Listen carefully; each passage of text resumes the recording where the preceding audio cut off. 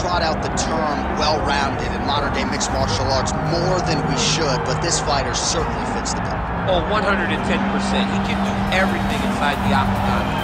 Where he is most comfortable is inside of that 8-sided structure where most men are terrified of being.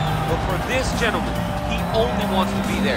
When you try to wrestle him, he's able to defend takedowns. If you dare stand and strike with him, he can knock you out. He's got all the tools necessary to become a UFC champion. His first martial art, mixed martial arts, and that's not always the case. He believes that he should have a lot of advantages in this matchup tonight.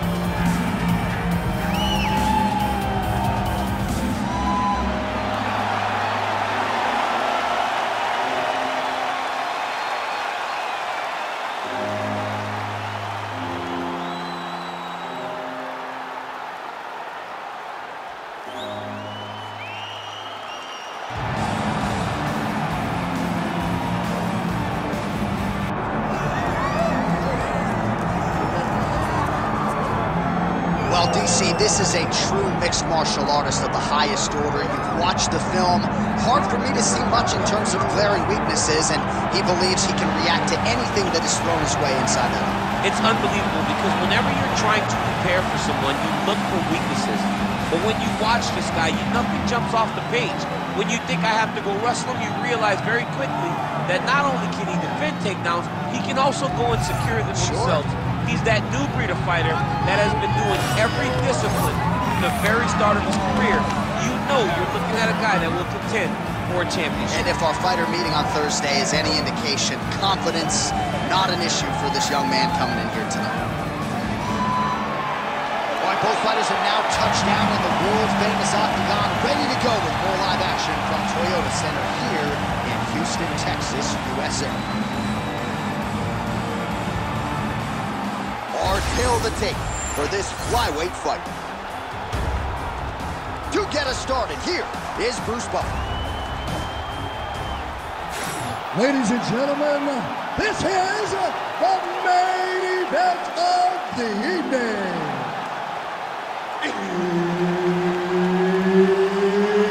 It's time! 5 rounds in the UFC flyweight division. Introducing first, fighting out of the blue corner, Manel Kape.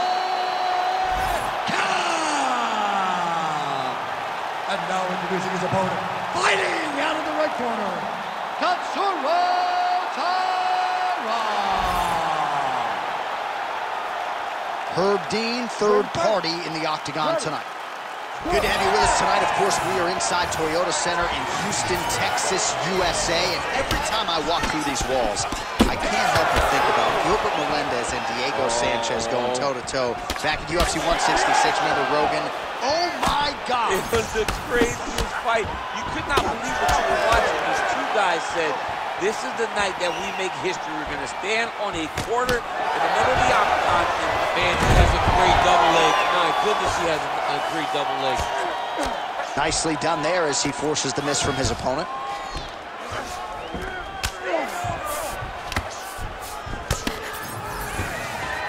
Pretty good work with the strikes here off of his back by Manel Kape. Really maximizing his shots here on the ground. All right, inside his opponent's guard here, DC. You don't want to play around here too long. No, you got to either have 2 hands in or 2 hands out, or guys start to attack triangle. All right, side control now. We'll see if he can advance position. I love watching this guy move on the ground. Another nice transition there. So he's going to start trying to move to a submission here. It looks like he's trying to attack the arm triangle. He's got it. He's got it. Oh, somehow, some way he got out. These guys are back and forth, but the submission defense wins this transition. And now they are throwing both sides with conviction. That is a huge shot right there, DC. You don't want to eat too many more of those. No, and he needs to start looking to finish now because he's got his opponent hurt very bad.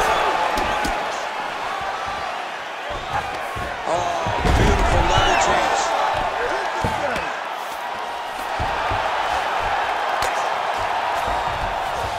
Under 2 minutes now to go.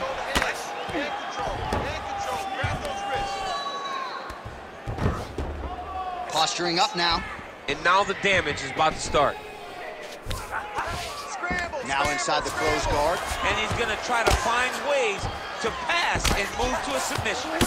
Crazy accuracy and efficiency with these ground and pound strikes here. And if you're the opponent, you've got to intelligently defend or the referee's gonna stop it. You gotta defend. But you can see him now starting to gain posture, and the intensity at which he's throwing these ground strikes is starting to improve. It's starting to elevate because he knows that he can get the finish. A lot of top pressure being applied here as he works out of side control. All right, he's got the full mount now. Is this one of the most dominant positions in MMA? Is that fair to say? It's a very dominant position. It's one of the most ideal positions you can get to, especially if you are fighting someone that doesn't truly understand that they're not in as much danger as they are. Because it's dangerous, but there are a lot of outs. And if a person isn't very understanding of that, then you can really, really put some damage on them.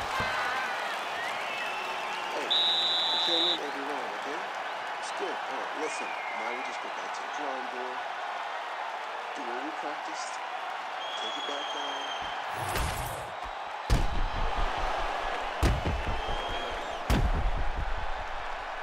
All right, so there's the horn. That means it's the end of the round, and a lot of good offensive wrestling work from him over those previous 5 minutes. I mean, great offensive wrestling.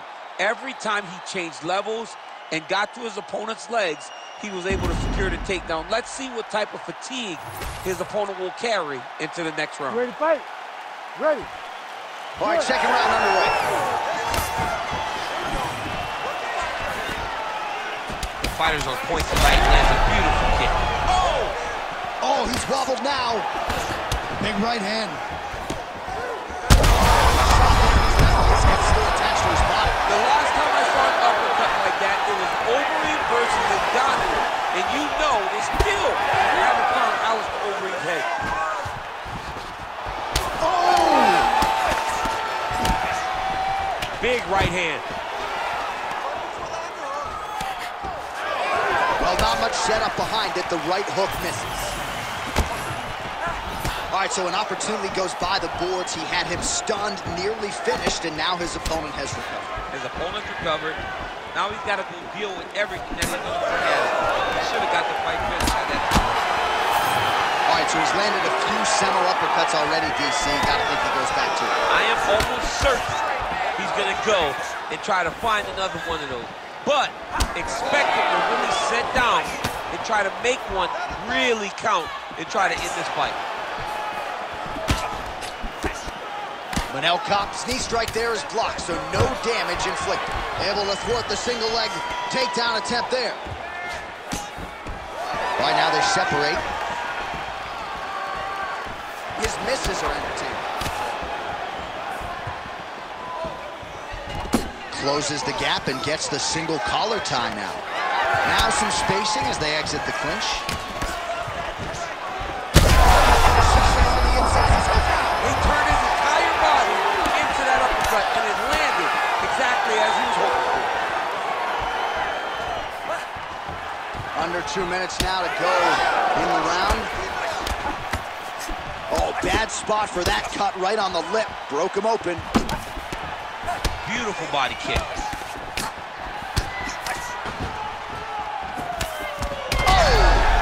Hurt him again.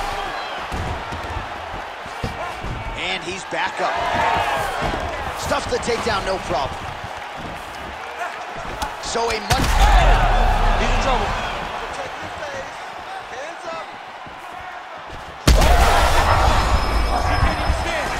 Big left hand lands upstairs. He's hurting him bad, man. That right hook is nasty. Obvious redness on the right side of his body. Well, at this point, DC, I'm not... Oh, no! Right, looks like he is going for a hip toss here. Yes, he is, and with amplitude, able to take him down. He got it. You know it. You know that it's coming, but he got it. He does a great job of disguising his technique. He is a fantastic judo player, and he did a great job of getting to his position. All right, that's the end of round number 2.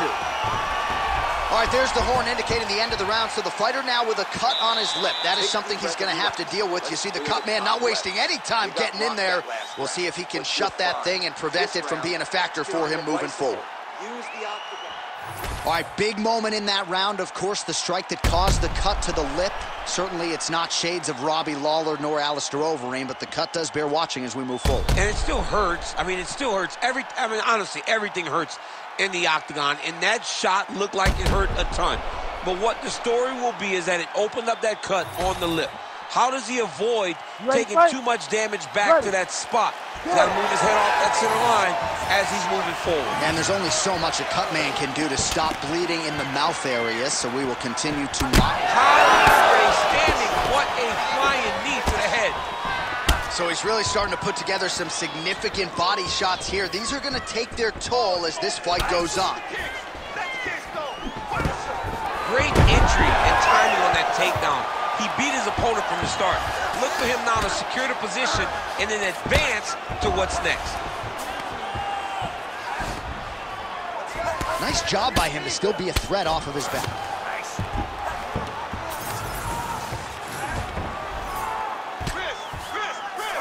Working off of his back here. Looks like he may try to hip escape. He's setting up a beautiful submission. Oh, he might have that submission locked in.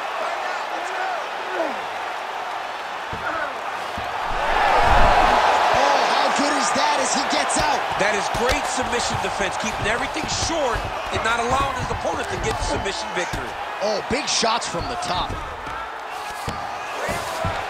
Well, sometimes our stat guys are stingy with the submission attempt numbers. There have been a lot of them here. Submission defense has held up every step of the way. Yeah, he's a great grappler, and he's really, really good defensively because he is so aware of all situations when he's on the ground. He has done an amazing job staying out of those submissions. Manel Kape's looking to pass out of the half guard here, maybe looking for side control. He's denied. That is how you reverse position on the ground. Beautifully done by him there. Now he's going full mount. Making all these shots count.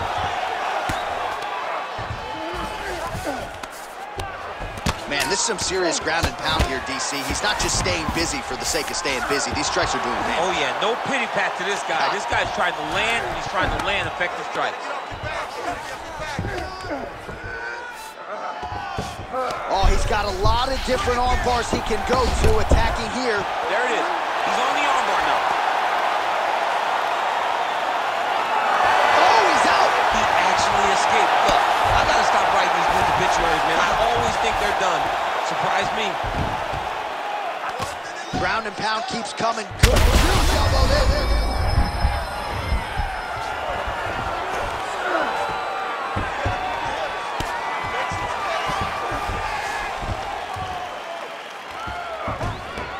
He's got to be careful here. Well, eventually he's...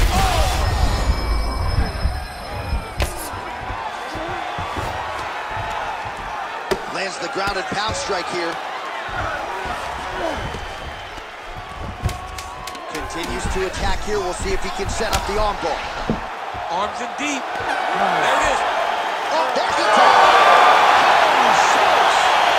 Takes the judges out of it. Gets the finish. Wow. Well, everybody in this arena still digesting this result. What a win for him tonight, and he gets it done by submission, no less. He said he was going to get it done by submission.